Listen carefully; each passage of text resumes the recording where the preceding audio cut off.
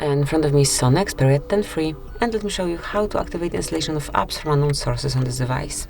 So first of all, you need to open the settings, then find and select Apps and Notifications, and go to Advanced. Open Special App Access, where you will notice Install Unknown Apps. Just click to open, and here you can give permission to some particular application to install another app via this source. Let me choose, for example, Files, and just tap on Allow from the source. And that's it, it has been already done. Then you can go back and pick any other app, give this permission to it, and install another app via this one. So this is it, that will be all. Thank you for watching. Please subscribe our channel and leave the thumbs up.